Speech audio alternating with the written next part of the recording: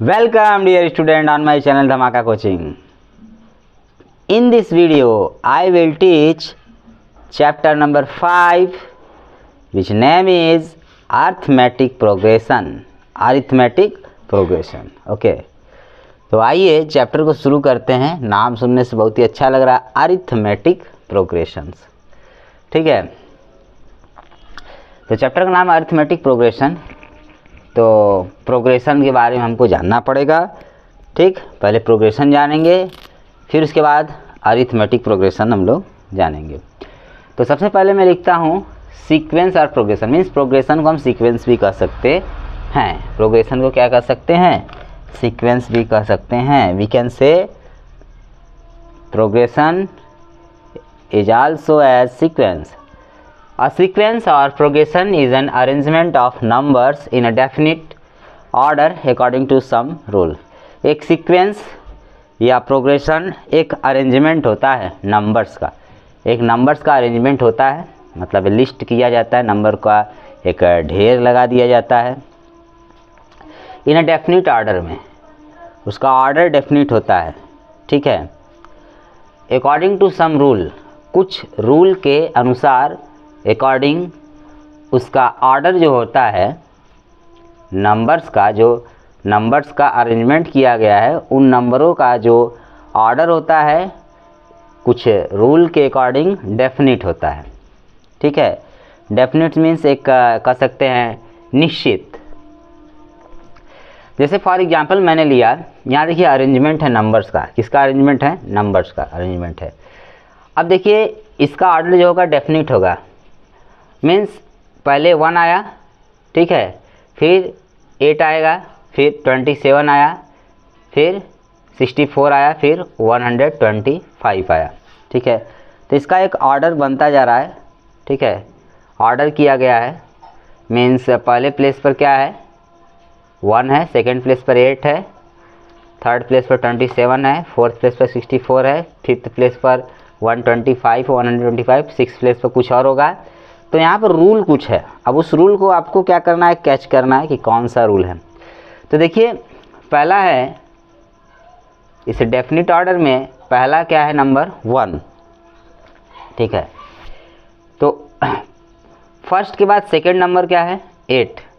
तो अब देखिए जो फर्स्ट नंबर है वो 1 है, सेकंड नंबर 8 है, थर्ड नंबर 27 है। तो देखिए 1, अगर मैं 1 का पावर 3 करूँ तो 1 आएगा, 2 का पावर 3 करूँ तो 8 आएगा, 3 का पावर 3 करूँ तो 27, 4 का पावर 4 करूँ तो कितना आएगा? 4 का पावर अगर 4 करूँगा 64, 5 का पावर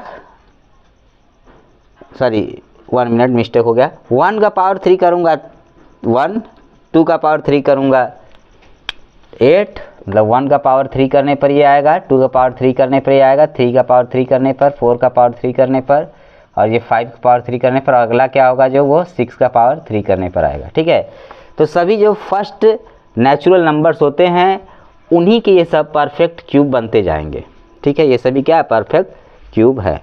तो एक तरह से अब इसी को हम लोग कह सकते हैं ये एक सीक्वेंस है या एक प्रोग्रेशन है। ठीक है, तो और भी एग्जाम्पल्स हैं सीक्वेंस या प्रोग्रेशन के। देखिए ये भी एक एग्जाम्पल है, 8000, 8500, 9000 एंड सो ऑन। पहले 8000 था, उस फिर 500 बढ़ गया, फिर 500 बढ़ गया, इसी तरह बढ़ता जाएगा। इसमें देखिए 45 था, 43 हुआ, 41 हुआ, 2 कम होता गया, ये 31 तक ही जाकर स्टॉप हो गया। ठीक है, फिर थर्ड देखिए 1 स्क्वायर है, 2 स्क्वायर है, थर्ड 3 स्क्वायर, अगला 4 स्क्वायर होगा। ठीक है, फर्स्ट नेचुरल मतलब जितने स्टार्टिंग से जो जितने भी नेचुरल नंबर 1 2 3 4 कंसेक्यूटिव, उन्हीं का स्क्वायर होता जा रहा है। फोर्थ वाले में देखिए 1 है, फिर 1 है, फिर 2 आया, फिर 3 आया, फिर 5 आया, फिर 8 आया, फिर यहीं पर स्टॉप हो गया। तो यहाँ पर देखिए सीक्वेंस या प्रोग्रेशन भी बेसिकली 2 टाइप के हम लोग कह सकते हैं। ठीक है, उनके टर्म्स के अकॉर्डिंग। अगर टर्म्स स्टॉप नहीं होते हैं, टर्म्स आते रहते हैं, नंबर्स का इंड नहीं होता है, तो उसे हम लोग इनफाइनाइट सीक्वेंस करेंगे। अगर नंबर इंड हो गया मीन्स जो सीक्वेंस बना है उसमें टर्म्स 6 है, 7 है, 8 है, मतलब टर्म्स को हम लोग काउंट कर सकते हैं, कितने टर्म्स वो काउंट कर लेंगे। जैसे इसी में देखिए कितने टर्म्स हैं, 1 2 3 4 5 6, ठीक है, 6 टर्म में काउंट कर लेती है। फाइनाइट सीक्वेंस या फाइनाइट प्रोग्रेशन कर सकते हैं, ठीक है। टर्म्स के अकॉर्डिंग 2 टाइप के होते हैं, फाइनाइट और इनफाइनाइट। और इसके अलावा जो प्रोग्रेशन या सीक्वेंस के टाइप हैं उनमें से बेसिकली 3 होते हैं। कौन कौन होता है? अरिथमेटिक प्रोग्रेशन, ज्योमेट्रिक प्रोग्रेशन और हार्मोनिक प्रोग्रेशन, ठीक है। बेसिकली 3 होते हैं। तो अब देखिए ये आपका हो गया, ये इसके अलावा भी ये सब एग्जाम्पल्स थे। तो अब हम लोग जानेंगे कि टर्म्स क्या होते हैं, ठीक है। जो सीक्वेंस या प्रोग्रेशन है उनमें टर्म्स क्या होते हैं, फिर उसके बाद फाइनाइट और इनफाइनाइट सीक्वेंस जानेंगे या इनफाइनाइट प्रोग्रेशन जानेंगे टर्म्स के बेस पर, ठीक। तो आइए आगे बढ़ते हैं।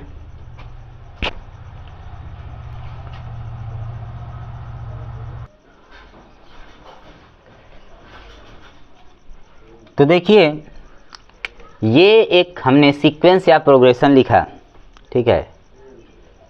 ये मैंने एक सीक्वेंस या प्रोग्रेशन लिखा, ठीक है। अब इसमें देखिए ये कोई प्रोग्रेशन है, ठीक है। इसमें पहला टर्म A1 है, दूसरा टर्म A2 है, तीसरा टर्म A3 है, डॉट डॉट डॉट AN है, फिर उसके और भी आगे टर्म्स आएंगे। तो ये कोई प्रोग्रेशन है, ठीक है। A1 के बाद A2 आया, A2 का कुछ वैल्यू हो सकता है, सबका कुछ न कुछ वैल्यू हो सकता है, ठीक है। तो इसमें देखिए 1 A1 लिखा है तो ये सफिक्स में 1 है, ये 2 है सफिक्स में 2 है, ये 3 है सफिक्स में 3 है, ये n है सफिक्स में n है। इसका मतलब ये डिनोट कर रहा है, ये देखिए यहाँ डॉट डॉट चला जा रहा है एंड सो ऑन। तो ये इनफाइनाइट सीक्वेंस या प्रोग्रेशन है। ये कैसा है? इनफाइनाइट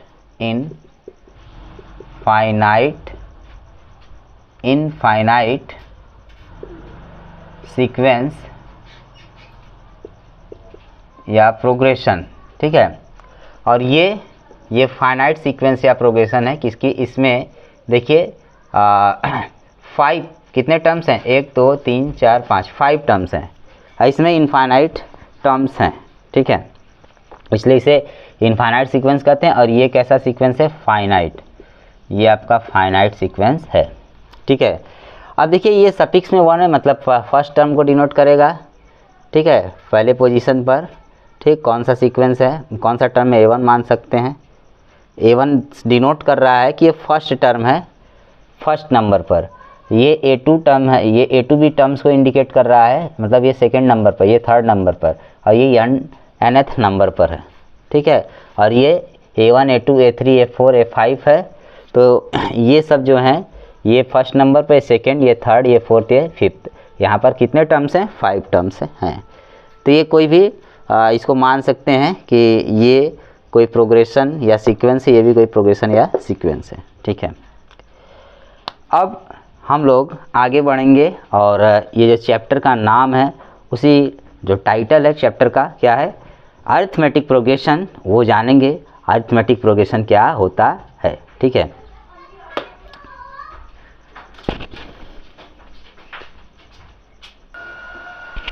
तो देखिए अरिथमेटिक सीक्वेंस या अरिथमेटिक प्रोग्रेशन क्या होता है? A sequence A1 A2 A3 A4 dot dot dot AN and so on is called an AP if there exists a constant term D, ठीक है, such that,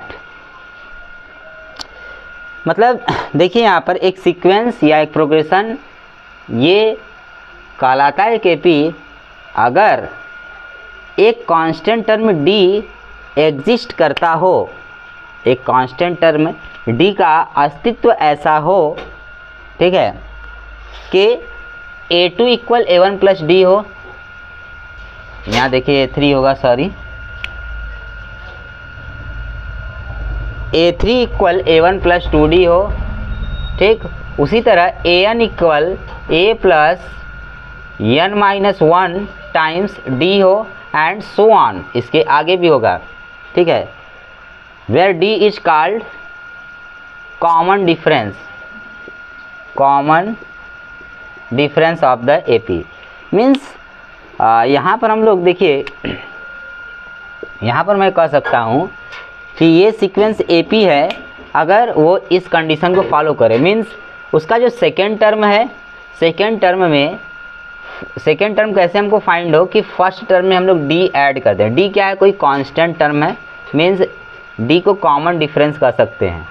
उस तरह A3 कैसे मिले, D में हम लोग 2 से मल्टीप्लाई करके ऐड कर दें तो A3 मतलब थर्ड टर्म हमको मिले। फिर उसके बाद AN कैसे मिले, हम लोग जो D है D में n-1 से अगर मल्टीप्लाई कर दे तो हमें AN टर्म मिलेगा।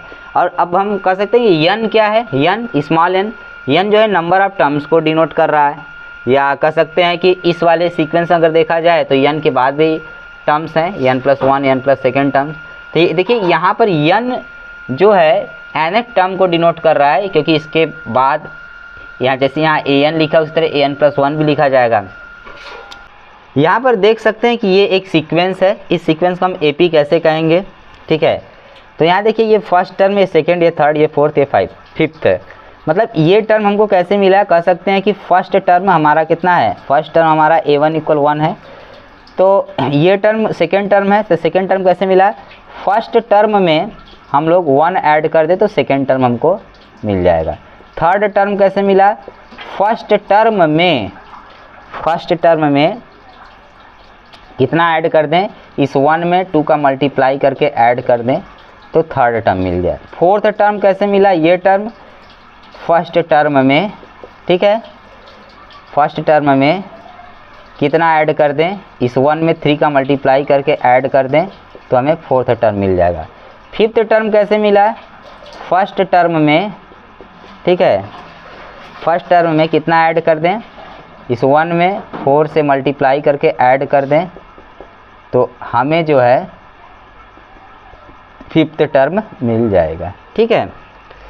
तो इस तरह से हमको फर्स्ट टर्म के बाद second term, third term, fourth term और फिफ्थ टर्म मिल रहा है। अब एक चीज़ देखिए इसमें कि सब में एक डिफरेंस है, मतलब सबका डिफरेंस एक है। कोई भी 2 टर्म ले लीजिए, मतलब हम लोग आगे वाले टर्म में से पीछे वाले टर्म को अगर माइनस करते जाएंगे तो हमें डिफरेंस सेम मिलेगा, जिसको कहते हैं कॉमन डिफरेंस। कॉमन मतलब कह सकते हैं कि सबका डिफरेंस सेम, जैसे सबका मालिक एक। तो देखिए सेकेंड टर्म में से फर्स्ट टर्म को माइनस करेंगे 1 आएगा, कितना आएगा 1। उसी तरह थर्ड टर्म में से सेकेंड को माइनस करेंगे 1 आएगा, इसमें से इसको माइनस करेंगे फिर 1 आएगा, ठीक है। इसमें से इसको माइनस करेंगे, सब में 1 कॉमन आ रहा है, मतलब 1 डिफरेंस करने पर आ रहा है। तो सब में देखिए 1 1 है, तो ये 1 1 क्या है, सब में है तो कॉमन कर सकते हैं, और डिफरेंस है, ठीक है। तो कॉमन डिफरेंस इसका कितना हो गया 1। इसका मतलब ये जो सीक्वेंस या प्रोग्रेशन है ये AP में है, किस में है, AP में है। तो वही बात यहाँ पर ये लिखा हुआ है, ठीक। I hope are you getting my point, okay. मुझे पूरी आशा है कि आप लोगों ने इस वीडियो को अच्छे से समझा है। तो फिर मिलेंगे हम लोग नेक्स्ट वीडियो में एक नए टॉपिक के साथ। अगर आप चैनल पर नए हो तो मेरे चैनल को लाइक करिए, सब्सक्राइब करिए और बेल आइकन ज़रूर से दबाइए। ज़्यादा से ज़्यादा वीडियो शेयर करिए, जिससे मुझे मोटिवेशन मिलेगा, ठीक है। So thank you for watching my video.